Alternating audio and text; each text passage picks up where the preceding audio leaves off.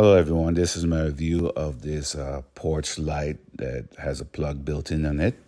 On the side here, there's a plug that's built in on it that has a slide shield that's spring loaded that will spring back down when you let go of it so you can protect it from the weather.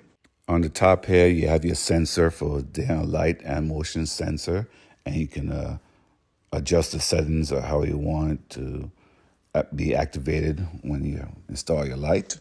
The light comes with all attachments you need, like the plate and wire nuts and additional screws to attach everything. So it's pretty simple to install.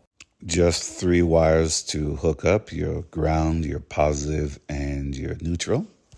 Then you just screw on the nuts to the brackets that holds it up, and you're pretty much done. I hope this review helps.